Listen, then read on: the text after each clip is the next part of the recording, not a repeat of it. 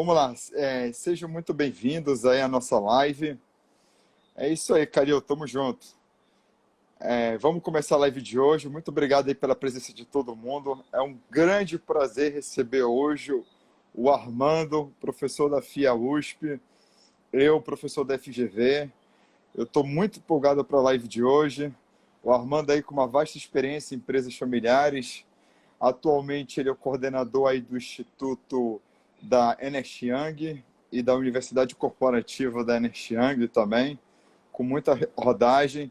E eu também aqui trazer para vocês a minha experiência profissional, minha experiência de vida, tendo trabalhado com a minha família também. Então é um grande prazer aí dividir essa live com o Armando e proporcionar essa oportunidade aí bacana para vocês que estão nos assistindo. Armando, seja muito bem-vindo à nossa live. Eu que agradeço o convite, viu, Antônio? Obrigado mesmo por participar com vocês, com todo mundo ao vivo. Eu estou bastante contente.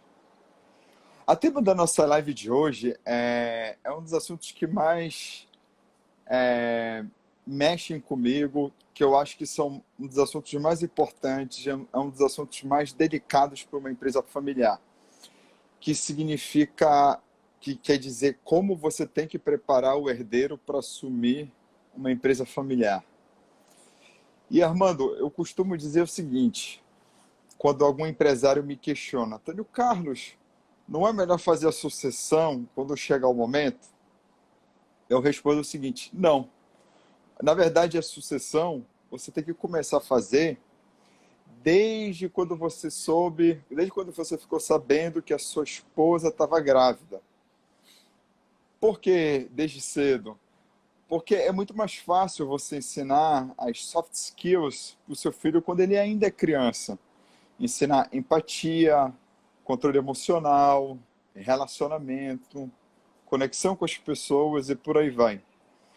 E também você pode ensinar algumas hard skills ainda na infância, dependendo do tipo de conhecimento, claro. Não pode ensinar qualquer coisa para criança. Por exemplo, eu com 7 anos de idade, eu já ia assistir às aulas do meu pai. Meu pai, professor de língua portuguesa para cursinhos pré-vestibulares. Meu pai tem um colégio que vai do maternal ao cursinho. E, obviamente, que quando eu era criança eu não entendia absolutamente nada do que ele falava em sala de aula. Mas eu já entendia o brilho nos olhos dele, eu já entendia a maneira como ele se conectava com os alunos, eu já entendia a paixão dele pela educação. E eu começava a fazer também outros trabalhos lá no colégio dele, e para mim era maravilhoso estar lá. Para mim, só pelo fato de eu estar perto do meu pai, já era muito bacana, já era muito prazeroso estar perto do meu herói, perto da minha referência, vendo ele sendo tão reconhecido, tão bem tratado pelos funcionários, que sempre foi um cara muito carismático, um líder nato. Então era muito bacana, eu ia para a gráfica, ficava na sala dos professores, então eu ficava no escritório dele, vendo como ele despachava assuntos com fornecedores, alunos e parceiros.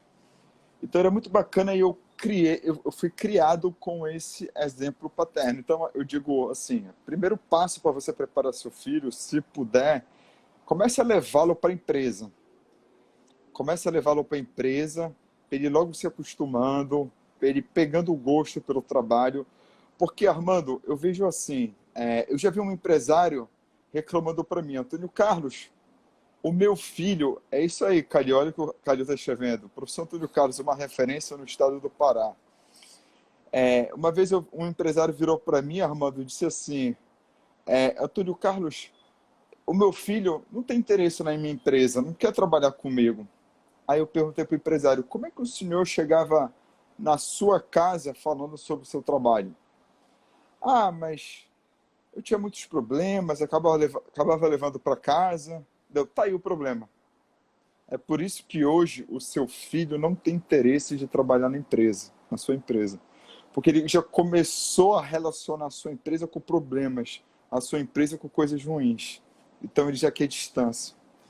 Então, quando você leva esses problemas para dentro de casa, começa a reclamar da empresa, é normal que o filho crie uma certa antipatia pela empresa. Muito diferente do que aconteceu comigo, que quando chegava em casa, meu pai estava com os olhos dele brilhando, chegava com mais energia ainda, chegava com vontade de acordar no dia seguinte para trabalhar. Era uma coisa impressionante. E, Armando, você já viu muito isso na sua experiência? Como é que tu já te Eu relacionou aí com vejo. os herdeiros? Olha, eu acho que o que você falou foi a sua história, é a história de todo mundo, mesmo com esse cliente que você mencionou. Eu vejo quando, até o tema da live, de você trabalhar, como preparar os herdeiros para assumir o lugar da família, dos pais, enfim, de quem são os fundadores da empresa, eu tenho 10 pontos que eu foco muito. E o primeiro deles é a socialização. É exatamente isso. Quer dizer, é como a pessoa ela é colocada na empresa. E o que você disse é bem verdade, né? Quer dizer, você chega os pais às vezes não entendem por quê? Porque a empresa, muitas vezes, ela é uma barreira entre o pai e o filho, entre o pai e a filha, entre a mãe e o filho. Por quê? Porque os pais começam a se dedicar mais tempo para a empresa. Então, significa que o filho vai crescendo aquilo e ele vai vendo aquela barreira pela empresa, pela ótica da empresa. Então, ele nunca vai querer trabalhar num lugar que realmente distanciou os pais dos filhos, né? E outra é o que você falou, né? Você pega, por exemplo, desde criança, a criança é uma esponjinha, né? Tudo que você fala vai escutando. E o que acaba acontecendo é que você vê, o pai ou a mãe chega em casa, fala mal da empresa, todo dia, cansado, fala mal da empresa. Como é que o filho vai sendo criado? Ele vai sendo criado com uma lógica distinta, né? Ele vai falar assim, pô, eu não vou trabalhar onde meus pais trabalham, né? Eles reclamam todo dia para trabalhar lá, e muitas vezes os pais não entendem esse porquê que os filhos não querem trabalhar lá. Então, uma razão, geralmente é essa que você falou, quer dizer, as pessoas não enobrecem no sentido positivo a empresa familiar, e o outro é a empresa foi uma barreira entre a educação dos filhos. E é mesmo, isso infelizmente acontece. Você sabe que, às vezes, a empresa familiar é uma relação de pai e filho, de criador e criatura quase. Quer dizer, ou seja, então, é mais um filho dos fundadores, do fundador, é mais um filho ou uma filha. Então, há uma disputa realmente por esse espaço. Por isso que eu vejo como, na preparação dos herdeiros, a gente tem que lembrar bem, né, que quando os filhos são herdeiros, né, ou seja, ou eles vão ser sucessores para trabalhar na gestão, ou eles vão ser membros do conselho. Então, quer dizer, a formação aí está no campo do herdeiro ainda. Com É certeza. assim que eu vejo. É isso aí. E a gente tem que preparar o herdeiro, né? Ou para ele ser o executivo, ou para ele ser o sócio, não é isso? Ou para ele ficar apenas na família. Peraí, como assim, Antônio Carlos? Eu até entendo preparar o herdeiro para ser sócio e para ser ou ser executivo, mas para ser na família, para ficar na família, eu disse exatamente, é para ficar na família, para que esse herdeiro que escolher ficar somente na família tenha um papel ausente, ficar fora da empresa, ele não possa interferir na empresa, ele não possa palpitar sobre o trabalho dos outros para não criar nenhum tipo de mal-estar. Então, onde quer que o herdeiro fique, sócio, gestor ou apenas como membro da família, ele tem que ser devidamente preparado. E esses papéis são totalmente diferentes. O sócio, quando ele fica apenas como sócio, é claro que ele vai se importar principalmente com o quê? Com os dividendos dele. Ele quer colocar dinheiro no bolso dele. Quando o cara é sócio e gestor ao mesmo tempo, pode ser que ele se importe muito mais com os resultados da empresa e queira reinvestir esses resultados na empresa. E pode haver um conflito aí de interesses. Aí a governança corporativa vem para regulamentar, vem para regularizar, melhor dizendo, esse tipo de conflito de interesses que há entre o herdeiro, que é gestor e sócio, ou apenas gestor, para aquele que é apenas sócio da empresa. Não é isso, Armando? Veja, você tocando, por exemplo, nessa questão de preparação de herdeiros, não tem como você não falar da sucessão.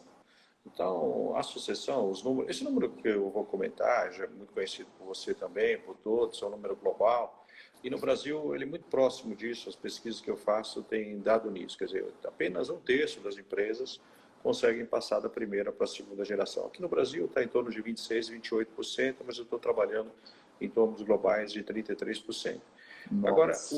é uma taxa de sucesso baixa, né? Porque 67% dessas empresas não vão ter sucesso na sucessão. Mas por que eu estou comentando isso? Porque pelo ponto que você falou. Porque geralmente, o que mostra as pesquisas, também a minha experiência, é que as empresas, esses 33%, que tem sucesso na sucessão, na transferência de comando, eles têm um tipo de família que a gente chama família integrada. Quer dizer, é uma família com algumas características, né? Quer dizer, as pessoas se preocupam umas com as outras, a cultura e valores são muito homogêneos, a cultura é fluida, há uma integração muito forte e, por fim, que é o quinto item, há um membro da família sempre preocupado com a harmonia de todos. Então, você nota, no processo sucessório, às vezes você fica preocupado só em fazer a sucessão para o conselho ou a sucessão para a gestão, mas não vê a sucessão para um membro da família, porque... E é engraçado, né? A gente nem percebe, mas sempre tem alguém na família que faz a festa do Natal, do Ano Novo, do almoço de domingo e tal. E a gente não nota a importância dessa pessoa até ela ir embora. Quer dizer, quando ela vem a faltar, a família desagrega. E esse é o problema da empresa familiar. Quer dizer, quando a família ela se desagrega, cada um vai para o seu canto, isso impacta totalmente na empresa familiar.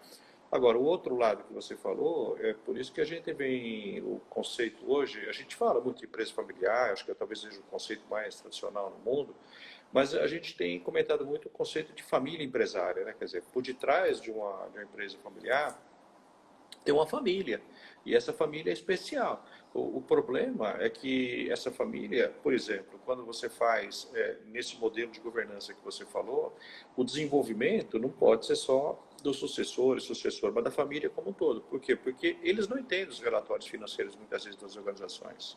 E por não entender, cada um dá o palpite de um jeito. Só que a verdade ela é uma, pelo menos no que toca a relatório financeiro. Mas as pessoas não conseguem interpretar, ou interpretam, mas não sabem interpretar, mas não tem as informações para poder avaliar direito. Então, quer dizer, a família ela tem que ser preparada para poder entender como funciona a gestão de uma empresa, os relatórios, indicadores, e tem que ser preparada também para atuar como um colchão, né? Porque se ela colocar mais conflito onde já tem, fica pior. Então, a família empresária, ela tem que ser desenvolvida como um todo. Então, acho que tem a figura de você desenvolver a família e tem a figura de ter um sucessor, uma sucessora que lidere, vamos dizer assim, a família, no âmbito da família, né? Esse é o ponto. Era isso que eu ia falar, porque geralmente a liderança na família é diferente da liderança na empresa. E você precisa muitas vezes criar dois líderes aí no mínimo. Então, e dois líderes que saibam e consigam se comunicar, consigam se relacionar muito bem. Porque, como diz aquele ditado, não existe sucesso profissional que justifique fracasso familiar. Então, o certo é a família estar bem e a empresa estar bem. As duas muito bem lideradas, as duas com ótimos relacionamentos, e não uma indo bem, enquanto a outra está indo, nem que seja mais ou menos, mas está indo. Não, o certo é equilibrar as duas. É um desafio muito grande, obviamente, mas não é nada impossível de ser feito, não é isso, Armando? A gente tem passado assim por um problema quando você toca nessa questão de estabilidade.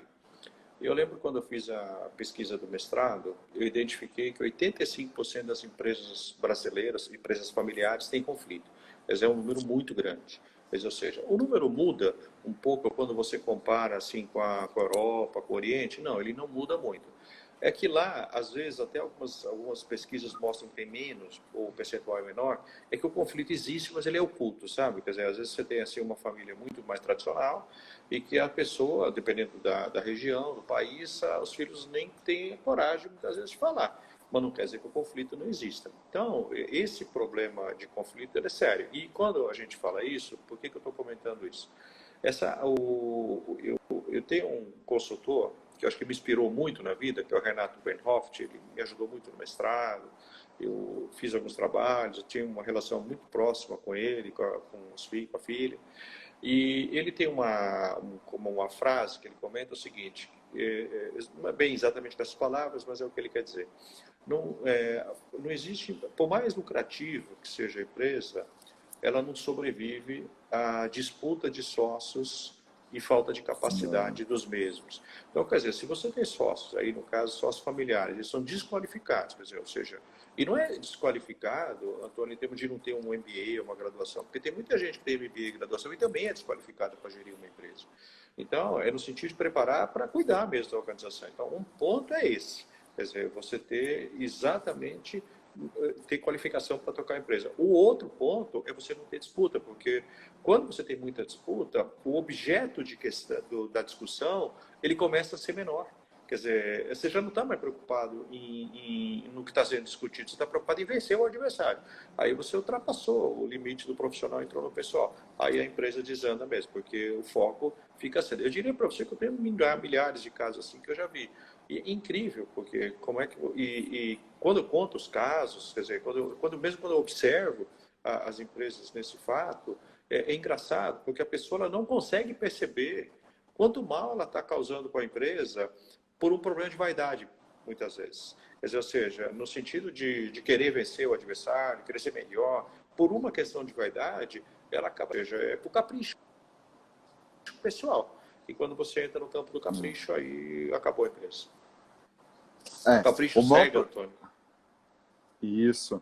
O maior problema das empresas familiares é o ego. É o maior problema. Uma pessoa não quer dizer que está errada, porque ela não, às vezes ela não quer dizer que a outra pessoa está certa, não quer concordar com outra pessoa, por mais que a outra pessoa tenha uma ideia melhor do que a dela, porque se ela concordar inconscientemente, ela vai achar que ela vai estar se subordinando a outra pessoa. E Exato. isso fere o ego dela. E é água mole e pedra dura, tanto bate até que fura. Ela quer insistir na ideia dela, na esperança de que pode ser adotada. E às vezes quando quando a ideia dela não tem mais jeito, não tem mais escapatória, não tem mais nenhum caminho para ser colocado em prática, ela tenta arranjar uma justificativa para poder ter dado aquela ideia naquele momento, ou então ela tenta sair de fininho, dando algumas desculpas, e quando ela fala nesses momentos, ao invés de diminuir a situação ou diminuir o prejuízo, pelo contrário, piora o clima muitas vezes. Não sei se eu estou conseguindo me fazer entender aqui.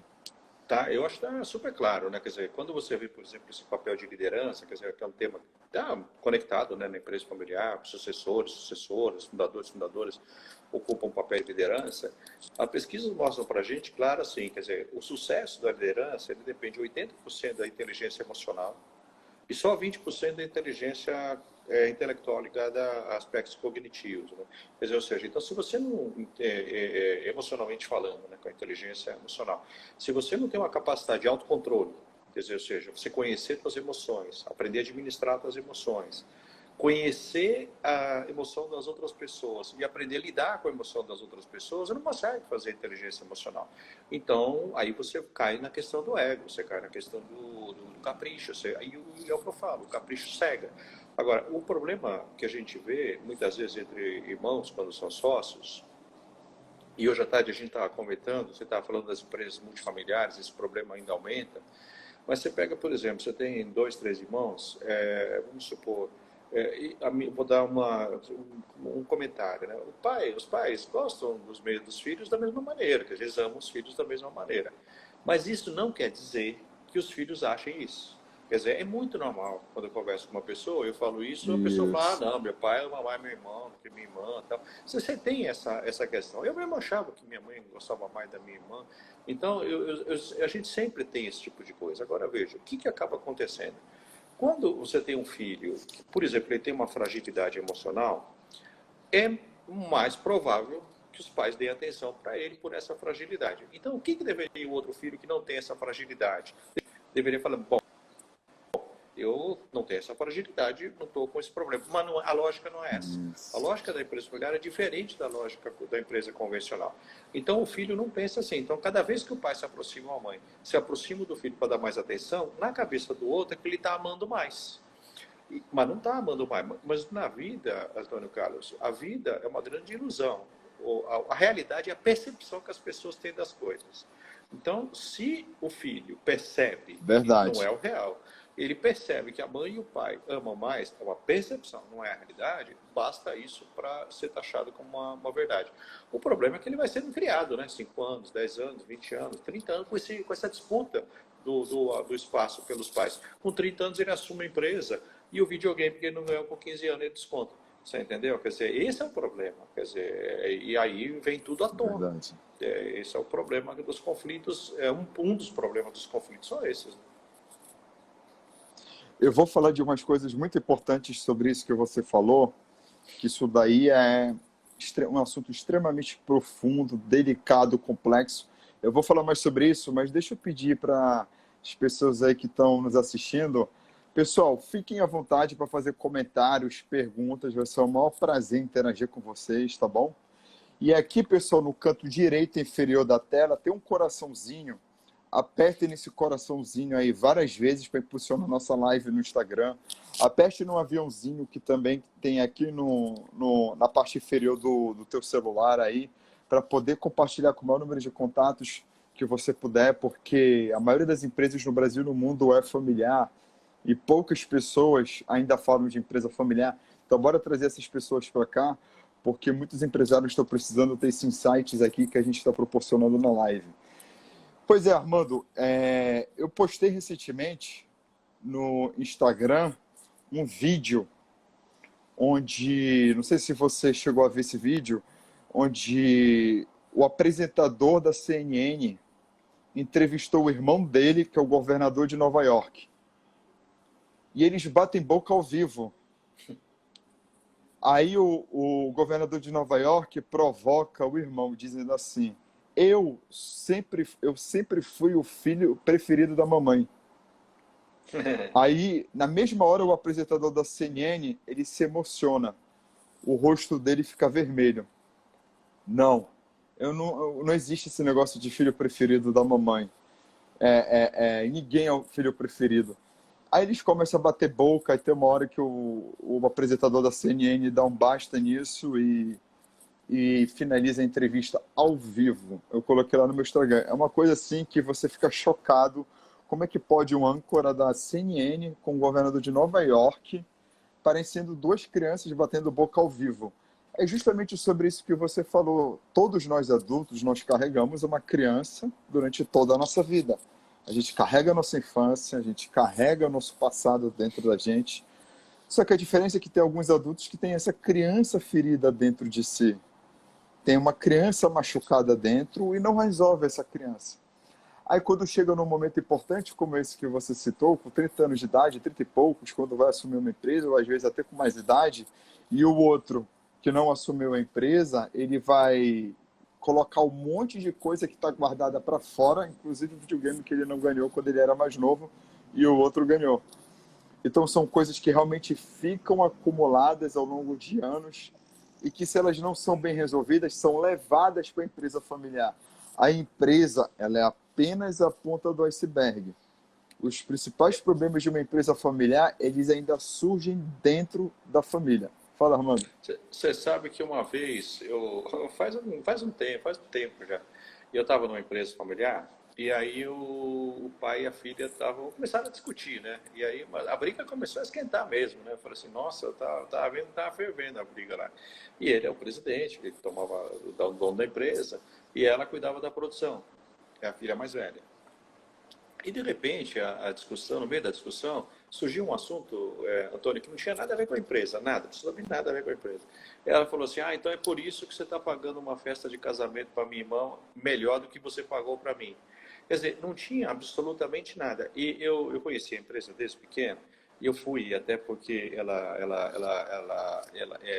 eu fui nesse casamento, e era um casamento assim, relativamente mais simples, então a empresa não era grande, então, enfim, você acaba fazendo um casamento mais simples. Só que depois, quando a irmã mais nova se casou, a empresa era grande, tinha mais dinheiro, então foi um casamento mais luxuoso. Mas aí você vê aquele trauma que a pessoa tem, né? Quer dizer, ela não consegue perceber que naquele momento foi por uma questão de restrição orçamentária, não foi porque ama mais um filho a outra. E aí eu lembro que o pai falou assim, bom, então eu sei, você está querendo sua parte em dinheiro, né? Ela falou, é isso mesmo, né? Então, e foi uma coisa assim bem interessante, muito embora eu já tenha visto isso várias vezes em várias situações da mesma maneira, quer dizer, as pessoas procuram querer essa parte em dinheiro, ajustar mesmo isso. Interessante pra caramba isso, muito legal. A Débora está falando aí, certamente nesse momento que estamos passando, as crises em várias empresas familiares devem ter aumentado. Eu falo muito sobre isso, Débora. Essa crise, como deixa as pessoas mais sensíveis, Imagina membros de uma família que antes se dividiam entre dois ambientes, família e empresa, agora estão todas confinadas em um único ambiente, que é a casa, que é a família mesmo, o ambiente pessoal, familiar. Várias delas querendo opinar sobre o que a empresa familiar tem que fazer nesse momento de crise ou não. Várias delas sabendo dessa preocupação de que se elas vão conseguir pagar as contas na próxima semana ou até no dia seguinte, ou se mantém ou não os empregados, se diminui as despesas XYZ, ou se aumenta, ou se investe em alguma outra coisa para aproveitar o espaço que os concorrentes estão dando no mercado. Enfim, todo mundo querendo opinar nesse momento importante e as divergências aumentando cada vez mais, que cada um querendo dar uma direção diferente para a empresa familiar. O fato é o seguinte, que existe cada vez menos espaço para as empresas familiares errarem. Aí aumenta ainda mais a necessidade de se buscar auxílio externo. Porque com essa crise, cada erro pode representar o quê? Aumento de custos. E isso é extremamente ruim no momento onde todo mundo está precisando, praticamente todo mundo está precisando reduzir os custos e não aumentá-los. É verdade, eu tenho percebido também. Mas é natural, né? Quer dizer, quando você entra em conflito, quando você entra em crise, todo mundo fica procurando culpado, né? Quer dizer, quem culpou, quem fez isso, porque aparecem vários problemas quando você está em crise. E aí, ao invés das pessoas baixarem, quer dizer, a temperatura, ter uma estabilidade emocional, fala, bom, a empresa está em primeiro lugar, a gente precisa resolver os problemas da empresa objetivamente e fazer o que você falou, na mesma direção. O problema é que quando cada um quer em uma direção e você não resolve o básico, a empresa não sobrevive. Agora, eu acho que tem situações como essa que você falou, que as pessoas estão em casa. Isso, claro, pode acontecer mesmo. Tem visto isso na mídia, como tem apontado. Não, famílias de maneira geral, não só as empresas familiares. Mas tem empresas que estão operando, as fábricas, por exemplo, onde eu moro, as fábricas estão operando, então as famílias estão indo lá presencialmente e tal. E continua tendo conflito mesmo assim, quer dizer, mesmo não morando na mesma casa. Qual é o problema do conflito? É que as pessoas não estão conseguindo resolver o problema da empresa, não estão conseguindo, vamos dizer assim, achar uma solução, porque cada um quer resolver de um jeito, e aquelas emoções, aquelas mágoas, vamos dizer assim, do passado, interferem no presente. Então, volto a dizer, ao invés de você ter estabilidade emocional, focar no que deve ser feito, você não consegue resolver. Então, quer dizer, você tem hoje medidas emergenciais do governo, que está colocando, então a gente tem que colocar, tem que checar o custo, tem que mudar o foco de venda para canais de vendas online e digitais, tem que fazer isso. Mas tudo isso exige uma agilidade muito grande da empresa. E enquanto você está no conflito, você não faz. Quer dizer, ou seja, hoje você mudar do presencial para o digital, não é tão fácil assim, mas se ficar com briga, se torna impossível. Né, entendeu? Então, eu vejo que o conflito agora ele toma um vulto maior ainda, muito embora ele seja um dos grandes problemas. Eu fiz uma pesquisa para identificar quais eram as causas o que mais motivava o insucesso da transferência de comando da primeira para a segunda geração. E as três razões são essas, não nessa ordem, né? Eu não medi o grau de importância. Foi centralização dos fundadores e fundadoras, preparo inadequado dos sucessores e sucessoras e conflitos familiares. Quer dizer, então o conflito ele entra, porque ele não deixa a coisa rolar. Né? E foi interessante, depois eu queria que você comentasse, se puder, da multifamiliar, né? Quer dizer, que a gente está até conversando à tarde, né? Quer dizer, porque tudo a gente está falando quando é uma família, né? Quer dizer, tem um pai, a mãe, 2, 3 filhos, que teoricamente os valores são mais homogêneos. Agora, quando você trabalha com multifamílias, quer dizer, você tem 3 sócios, por exemplo, é muito mais difícil. Até porque os sócios, eles entram na mesma data, mas eles não saem na mesma data. Então, significa que os herdeiros de um sócio vão trabalhar com um sócio que eles não escolheram. Eles já não escolhem o irmão para trabalhar. Imagina o sócio do pai dele, do da mãe. Então, aí complica totalmente a história. E ainda, e a ver com o ponto inicial que você falou na live, da questão da socialização, é incrível, né? Porque muitos fundadores e fundadoras, e às vezes os sócios podem ser irmãos também, é importante lembrar isso. Você chega todo dia, você fala mal do seu sócio, e a criança vai escutando aquilo. Quando ela vai entrar na empresa, ela entra completamente armada, no sentido de, ela criou uma imagem que não é real. para a pessoa. Então, ela tem que baixar a guarda e falar assim, bom, deixa eu entender com isenção quem é esse sócio que eu vou realmente interagir, para que todo aquele passado que eu recebi de informação não faça interferência. Mas é fácil eu falar isso, né? Quer dizer, é muito difícil a pessoa ter isenção numa situação dessa. É muito difícil. Eu vejo, outro dia, eu tava vendo um vídeo, né? E enfim, o filho, ele teve uma atitude que não foi correta na empresa e tal. E eu lembro que o consultor falou assim, se fosse meu filho, eu mandaria embora. Eu fico pensando assim, é fácil a gente falar, manda embora o filho. É fácil, eu queria ver a pessoa mandar o filho dela embora. Quer dizer, então é muito fácil a gente falar quando a empresa é dos outros. Agora, quando é nossa, quando você é pai e mãe de um filho, de uma filha, é dificílimo você tomar uma decisão Ah, dessa. Por isso que eu compreendo na pele exatamente o que essas pessoas pensam. E eu acho que eu não tenho trabalhado com esse tema mais, só em pesquisa, mas você trabalha com consultoria, eu acho que tem que realmente ter um cuidado muito grande com essas organizações. Elas necessitam muito de trabalho e precisa ter um cuidado grande, né? São emoções, né? exatamente. Eu vou falar dessa questão da empresa multifamiliar, mas antes eu queria comentar aqui sobre a maior dificuldade que um herdeiro tem numa empresa familiar. A maior dificuldade do herdeiro é o seguinte: eu vou falar mais sobre isso amanhã. Amanhã às 9 horas, de 9 a meio-dia, eu vou fazer um workshop gratuito e vou dar mais detalhes sobre isso. Mas hoje eu já vou adiantar aqui sobre isso. Vamos lá. A maior dificuldade do herdeiro é o seguinte: ele estuda, se prepara, vai fazer uma graduação, um MBA, se bobear, ele faz até um intercâmbio, faz de tudo para ir preparado para a empresa da família, na cabeça dele. Ele se prepara, vai trabalhar na empresa da família. Chega lá, cheio de energia, cheio de ideias para colocar em prática. O tempo passa, ele começa a ficar frustrado. Por que ele começa a ficar frustrado? Porque ele não consegue colocar essas ideias em prática. E por que ele não consegue colocar essas ideias em prática? Resistência a mudanças. O papai chega para ele e diz assim: filho, para que fazer desse jeito se a gente sempre fez, sempre desse jeito? Por que fazer da sua maneira se a gente sempre fez desse jeito que a gente sempre fez aqui na empresa e sempre deu certo e a gente sempre colheu esses resultados? Então, para que mudar? Então, esse é o maior problema do herdeiro numa empresa familiar. É frustrante. E o tempo vai passando, e ele vê o sonho dele de assumir o lugar do pai cada vez mais distante na empresa familiar. Porque o papai é centralizador, o papai não quer largar o osso, o papai não quer passar o bastão. E ele começa a ter conflitos com o pai dele por causa disso. Enfim, a gente vai conversar muito sobre isso, porque é uma situação extremamente delicada, porque o filho assume o sonho do pai e ele só tem consciência disso quando esses conflitos começam. Não é isso, Armando? Olha, assim, por que os fundadores e fundadoras são centralizadores, né? Existe uma razão para isso, né? A empresa começa pequenininha, então tem um, dois funcionários. Muitas vezes a empresa é pequena, ela não tem uma estrutura de lucros, de custos que permita pagar pessoas assim muito qualificadas. Então, muitas vezes esses fundadores não têm nem com quem tomar decisão. Então eles vão tomando as decisões sozinhos.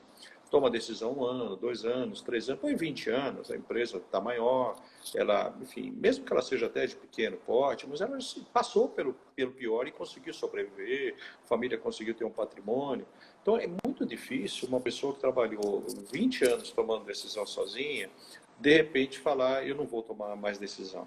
Agora, então essa é a razão por que as pessoas são centralizadoras. Agora veja, quando. Mas isso, eu acho vídeo, tem um canal no YouTube, o canal do Armando Lourenço, que trata desses temas, coloquei lá recentemente sobre o sucessor, se ele virou líder. Né? Porque eu vejo também, Antônio, uma certa postura de alguns sucessores e sucessoras, mas veja bem a entrada que eu fiz. Primeiro eu dei a entrada que eu concordo que os sucessores e fundadoras são centralizadores. Mas isso não quer dizer que os sucessores e sucessoras não tenham que ocupar o seu espaço dele. É muito fácil a gente falar, mas meu pai e minha mãe é centralizadora, é centralizadora. Aí eu pergunto, e você? O que você faz para que essa pessoa tenha confiança em você para que ele consiga descentralizar mais. Então, é aquilo que eu te falei, a gente tem que pensar com a cabeça do outro, não com a cabeça da gente.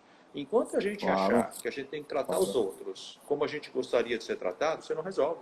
Você tem que tratar os outros como eles gostariam de ser tratados. Então, por exemplo, quando você entende essa lógica e você conversa com os você entende a lógica do pai e da mãe e fala, bom, é assim que eu vou passar segurança, é normal.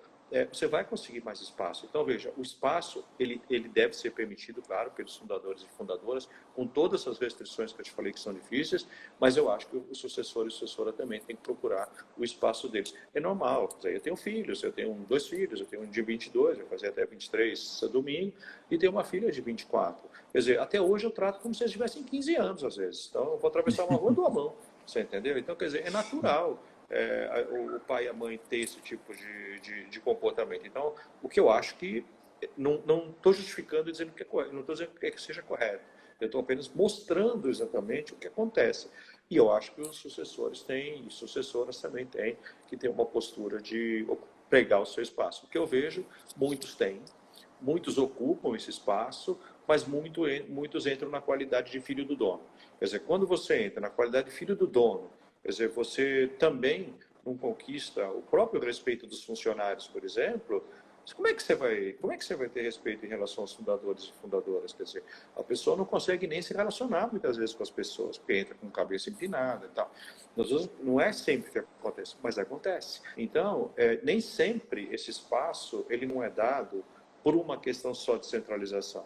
Ele é dado também porque não há um compromisso da outra parte. E eu acho que os sucessores e sucessoras têm que se preparar nisso. Por isso que eu volto a dizer, essa questão de soft skills que você comentou no início, eles são fundamentais. Ah, Thaís, você escreveu aqui, exato, Armando, e depois, isso que o Antônio falou é real e acontecia na minha empresa. Aí depois ela escreveu aqui a Thaísa, essa grande coach, boa, tratar os outros como eles Gostariam de ser tratados. gostariam de ser tratados. Ah, e depois ela corrigiu aqui embaixo, beleza, é isso aí. A questão é o seguinte, Gustavo, seja muito bem-vindo aí, meu parceiro de FGV. O problema é assim, Armando, que na cabeça do filho, ele pensa o seguinte: se o papai me chamou para trabalhar aqui, é porque ele vai me dar oportunidade. E às vezes o papai ou mamãe, né, dependendo de quem for fundador da empresa, faz tanta questão que eu trabalhe aqui, eu vou ganhar pequenas regalias, eu chamo de pequenas regalias que herdeiros ganham em empresas familiares. Poder chegar 10, 20 minutos atrasado, sair um pouquinho mais cedo, enfim, fazer um home office de vez em quando, isso existe em algumas empresas familiares, não em todas, a gente não pode generalizar que cada caso é um caso. Então, na cabeça do herdeiro, ele pensa assim: se o papai me promete tanta coisa, se ele cria uma expectativa, se ele está com tanta paixão e vontade que eu trabalhe aqui com ele, eu vou ter oportunidade de ser o braço direito lá, fazer acontecer na empresa dele, vamos lá, vamos arrebentar, vamos com energia. Só que quando eles começam a trabalhar juntos, o pai basicamente faz assim: "Epa, calma aí, eu sempre fiz dessa maneira a vida inteira, é difícil eu mudar." É, aí a Thaís diz assim: na minha época eu desconhecia isso. A Thaís escreve aqui.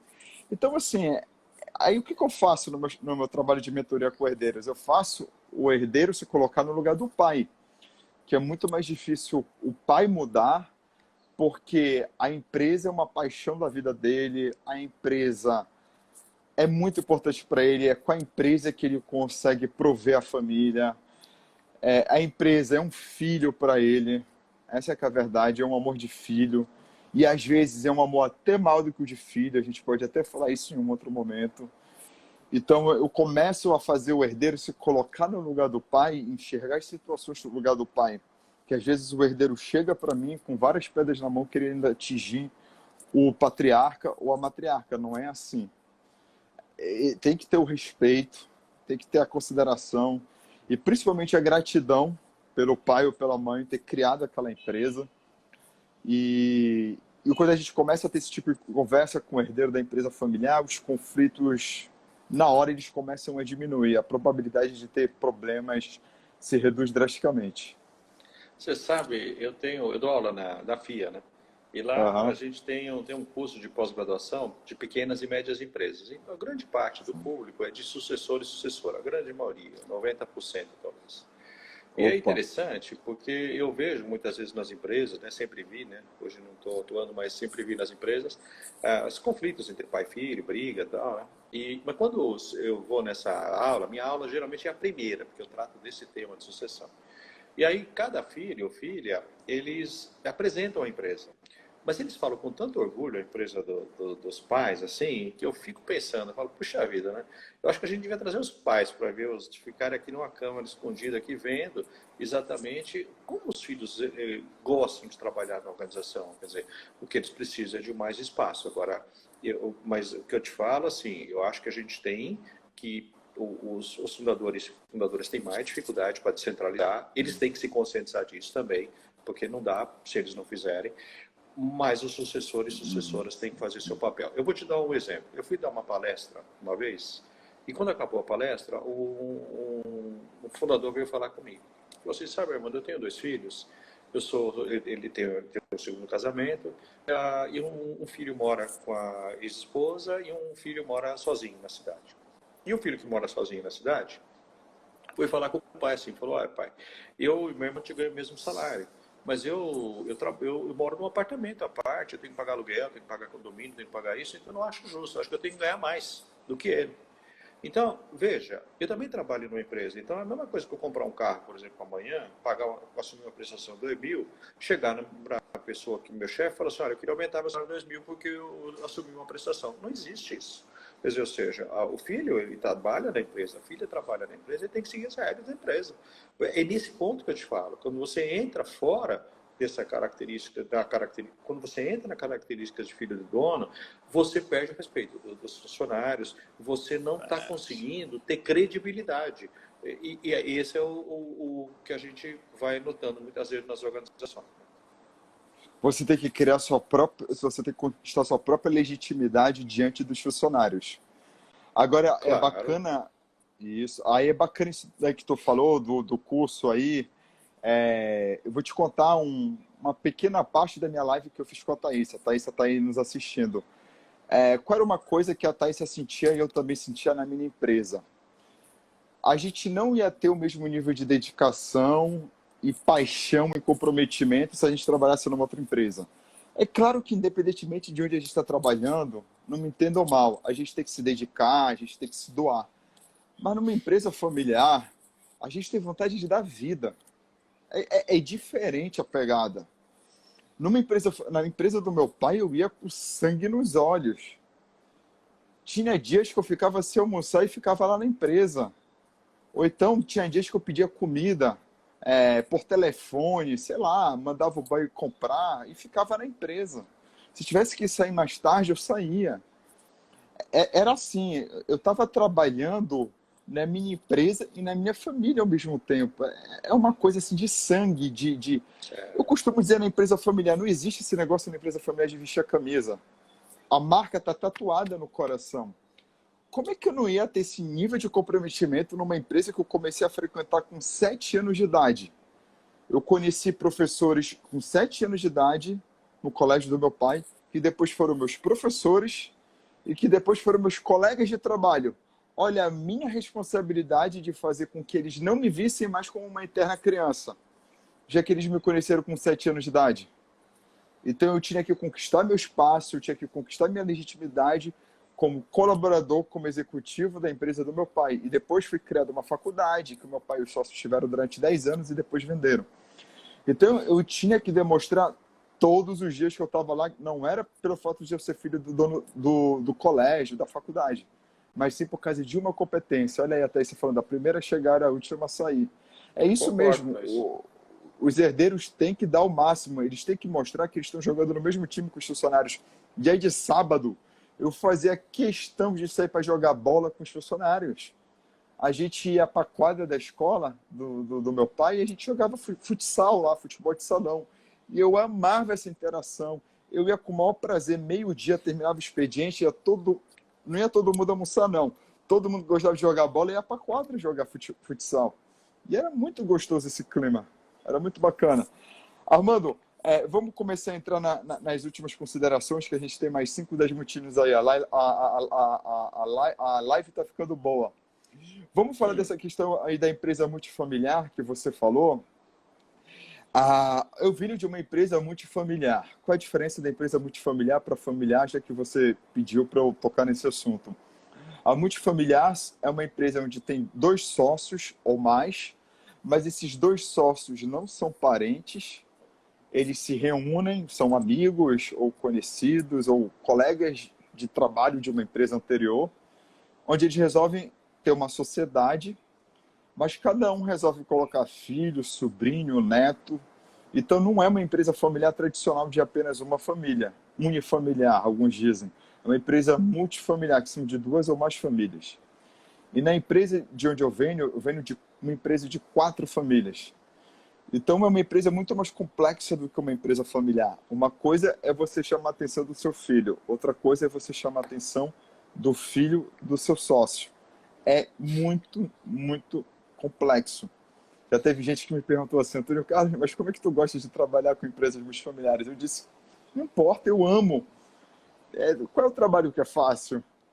E a graça está na complexidade, que faz a gente performar mais, faz a gente crescer, a gente também ajuda os outros a crescerem, e eu amo o meu trabalho. E essa é a realidade. Tem muitas empresas que não sabem que são multifamiliares, não conhecem esse termo, não conhecem essa palavra, só dizem que não são familiares, mas elas são multifamiliares, portanto, têm características sim de empresas familiares, mas muitas multifamiliares não sabem disso. Então é muito importante fazer essa observação. As empresas, elas começam de diversas formas, né? Essa daí é o que a gente chama de sociedade do trabalho. Então, são 2 professores montando uma escola, 2 médicos montando uma clínica, 2 engenheiros montando uma empreiteira, uma construtora, enfim. Eles começam pelo trabalho, é por isso que eles se unem. E só que o que acontece? As pessoas vão ficando mais sêniores e os filhos vão entrando. Então, aí o que não era familiar, ela fica. Por isso que aí o que a gente discute muito no mercado é o conceito de governança, ou seja, de profissionalização da sociedade. Quer dizer, se não tiver um acordo familiar que regule esse tipo de coisa, um acordo societário, que não tem um modelo de governança, e quando eu falo modelo de governança, pode ser para uma pequena empresa. A pequena empresa pode ter um conselho societário, ela não é um conselho de administração, mas ela tem um fórum para discussão. E quando você começa a criar esses instrumentos de governança, esses sócios começam a trabalhar a sociedade. Porque, note, o que na realidade os herdeiros recebem, Antônio Carlos, é uma parte do capital, só. É só isso que eles recebem. Eles não recebem uma sociedade. Quer dizer, a sociedade que tinham esses 2, 3 professores que eram donos de uma faculdade, só eles tinham. Inclusive, o vínculo deles talvez seja maior do que o da família pelo trabalho. Quer dizer, onde eles mais ocuparam o tempo. Então, precisa fazer essa nova sociedade. E eu acho que o veículo mais lógico para isso é o modelo de governança, com acordos, com etc., sistemas. E lembrando bem, né? Eu vejo assim, muita gente falando a gente tem que profissionalizar a empresa familiar e tal. Eu acho que faz sentido, né? Profissionalizar no sentido, assim, de processos gerenciais, ter pessoas qualificadas, sendo da família ou não. Mas é que eu acho que tem que começar a profissionalizar primeiro os sócios, viu? Porque se a sociedade não for profissional, não adianta resolver a gestão. Se resolve a gestão, 2, 3 meses eles mudam tudo. Então, ou profissionaliza lá em cima, ou você sempre vai ter problema aqui embaixo. Muito bem. E profissionalização, só para a gente encerrar, uma informação muito importante. Profissionalização não significa demitir os familiares e contratar executivo externo. Não significa isso. Você pode profissionalizar a gestão tendo como um executivo um membro da família. Profissionalização da gestão significa implementar ferramentas, técnicas e metodologias de gestão, no lugar de uma gestão anteriormente que era amadora ou semiprofissional e não tinham essas ferramentas avançadas de gestão. Porque muitas vezes um executivo de dentro da família pode entregar mais resultados do que um executivo de fora. E eu já vi isso acontecer em clientes meus. Então, assim, cada caso é um caso. Às vezes um executivo de fora é melhor, mas em outros casos o executivo da família é melhor para liderar a empresa. Armando, vamos começar a encerrar então. Pessoal, muito obrigado aí pela presença de todo mundo, pela participação aí de vocês em comentários, em perguntas. e pela audiência. Eu vou dar um workshop amanhã, sábado, às 9 horas da manhã. Vai mais ou menos no máximo até meio-dia, não vai passar disso, não. Onde a gente vai comentar ainda mais sobre vários assuntos sobre empresas familiares. Aqui foi 1 hora. Daqui a pouco o Instagram está desligando aí a nossa live. Então, amanhã a gente ainda vai ter mais tempo para conversar sobre esse riquíssimo mundo de empresas familiares, que se deixar aqui a gente vai até a meia-noite. Armando, Olha, eu muito queria obrigado agradecer, eu pela sua adoro gentileza. nada. Eu queria Pode falar, agradecer, eu pode falar. adoro falar desse tema também. Obrigado mesmo, Antônio, muito legal. Você conhece bastante empresa familiar. E deixar sempre à vontade o pessoal conversar, né? Eu tenho um blog que chama gestãoempresafamiliar.com.br, gestãoempresafamiliar.com.br e o meu canal, o canal do Armando Lourenço. Lá tem muito vídeo de empresa familiar, tem bastante conteúdo que eu não pude falar aqui, a gente pode falar. Mas super obrigado mesmo pelo convite, é um tema que eu amo falar também, viu? Quem quiser participar do meu workshop, me manda uma mensagem agora pelo direct que eu mando as informações. Obrigado, Armando. Obrigado, pessoal. Um beijo no coração de todo mundo. Boa noite e bom descanso a todos. Tchau, tchau. Obrigado.